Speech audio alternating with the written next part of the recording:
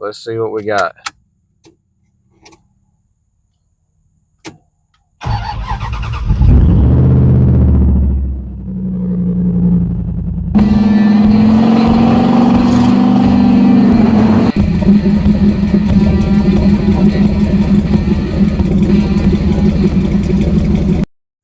What's up, everybody? Welcome back to the channel. Today we're just going to do a quick little video on cleaning this throttle body on this 5.2 Magnum. This also applies to any 5.9 Magnums. We've been having trouble with the TPS sensor throwing a faulty reading. I've swapped out 2 of those factory Holly units. They both are reading the same. At close throttle, they're reading about 13%. And I picked up one of these aftermarket ones off of Amazon, which I didn't have much hopes for, but it was only 10 bucks. Install this one and it's reading at 98% throttle at idle. So we definitely have some kind of issue going on. I've been trying to diagnose it, get down to the bottom of it. I honestly do not think that there's 2 of those factory sensors that's going to read exact same if both of them are as bad. So I don't actually think it's a sensor. I think we have something else going on. Process of trying to eliminate all possibilities, I went ahead and disconnected the kick down throttle cable and cruise control cable, as well as unbolted the bracket from the throttle body itself. So I know there's nothing binding that throttle up to give it that 13% reading at idle. So now what I'm going to do is disconnect the idle air control, disconnect the map sensor, and disconnect the TPS sensor. We're going to remove these 4 bolts holding the throttle body to the intake, take it off, inspect it, clean it, and hopefully we don't tear the gasket, and reinstall it, plug everything back up, and see if we have any change. This is a pretty straightforward job, y'all. These throttle cables and kick down cable, they just unclip from there. There is 3 bolts holding this on, 2 up front and 1 on the side here. I believe they are 5/16. And then you got the map sensor up front. Unplug that. TPS sensor on the side, unplug that. And the idle air control valve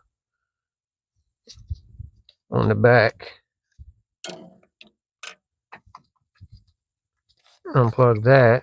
Have 1 vacuum line here. Slide that off. And then there's 4 half-inch bolts. So getting this off is not that really big of a deal. Take your time.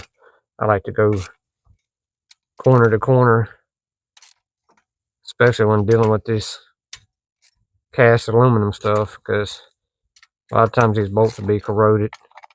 You don't want to snap something off in there, break a bolt, cause yourself a bigger headache than what you already have.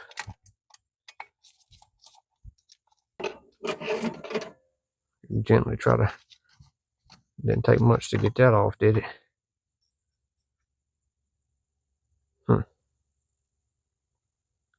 It's got a pretty good amount of carbon in there.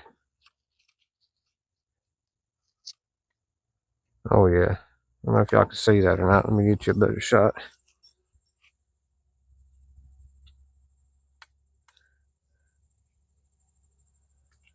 Look at that line of carbon. See where the throttle closes. So this definitely can't hurt it. I'm going to gently try to pry this gasket off.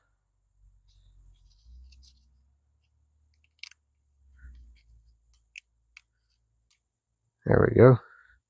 Good deal on there. Now what I'm going to do is disconnect all these sensors. Most of them are a T25. Actually, I think they all are. It's a T25 Torx bit. 2 screws in each sensor. We're going to remove those because we don't want to. So I'm back at the workbench, and like I said, I'm going to go ahead and remove this idle air control valve, the TPS, and the map sensor. They're all T25 Torx bits, and they're not really on there that tight, so you shouldn't have to kill them. This TPS has been off multiple times. And when I get these off, I'm going to go ahead and give them a good cleaning with some of this CRC electrical cleaner. And I'm currently out of brake cleaner, so to clean the throttle body, I'm just going to use start fluid, which is pretty close to the same thing. And then we'll hit it with some degreaser. Doing things manual way, I forget sometimes that I got power tools, so I end up breaking out the Dremel with a soft wire brush on it and did most of the cleanup on this thing. It was pretty caked up, to say the least. And then I just took it outside and gave it a quick rinse down with some aluminum brightener. If y'all don't know about that aluminum brightener, you can pick it up from Napa.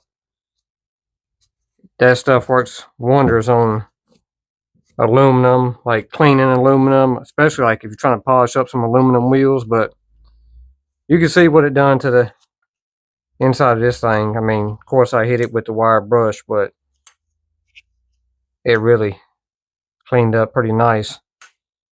I personally don't think that was the issue, just because I don't think it was holding it open no 13% throttle, but it definitely couldn't hurt it none. So I'm gonna let this thing drip dry. I've got all the sensors cleaned up, cleaned those with some CRC electrical cleaner. I'm gonna put some dielectric grease on these new O-rings if they have one. Some of these didn't have one, but I think I got some O-rings that'll fit that. The map sensor, it's seen better days, but it was working fine because I had the engine scanner on it and you can see it reading manifold vacuum. So I got a backup of those. So I'm gonna let this thing dry a little bit. I'm gonna spray some WD-40 through these passages just to make sure it's clean and clear of any debris. The spot where the idle air control valve was, it was really caked up with carbon. You could probably still see some of it in there, but it's a lot better than what it was. And the only code we was getting was a TPS code for high voltage. So hopefully this will solve our issue. We'll see. It's the next day and I'm back on the Dakota project, y'all. As you can see, I've got that throttle body cleaned up. It's not perfect, but it's a lot better than what it was.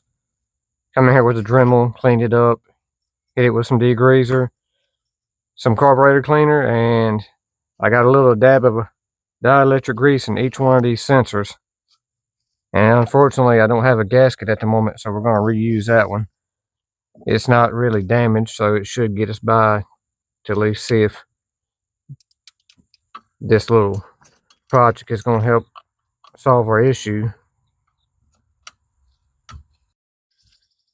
Okay, so I had to pull that throttle body back off to snake this throttle bracket underneath of it. So just keep that in mind when you're putting it back on. Kind of got to work them both on there at the same time.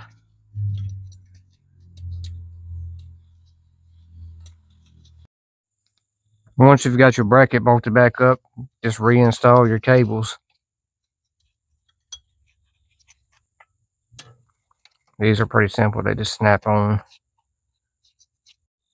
Now we can reconnect all of our electrical connections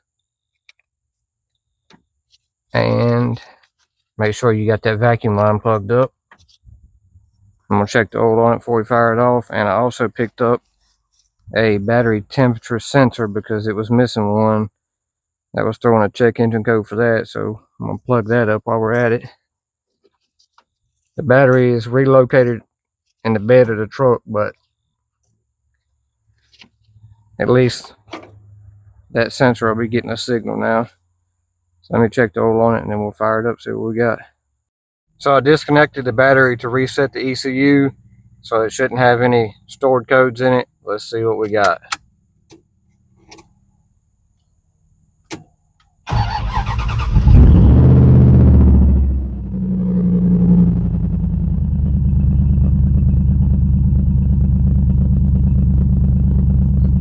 I'll give it a second to warm up, and then I'm going to plug up my scanner to it, and we're going to take a reading on that TPS and see what it says. Okay, the truck's had a minute to warm up now, and I've got my diagnostic scanner plugged up to the OBD port, and I'm going to check the throttle position sensor on this thing, and looks like we still got the same reading.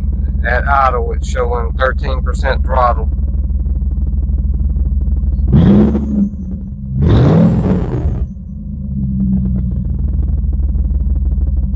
So that did not solve our issue, but it definitely didn't hurt. This little app and tool was pretty handy. You can plot grass with it.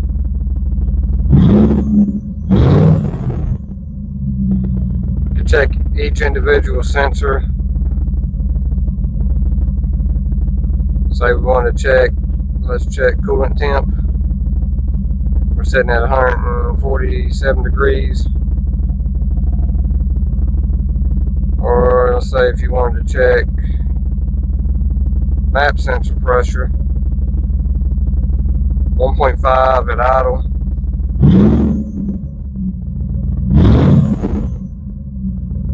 So pretty neat little tool.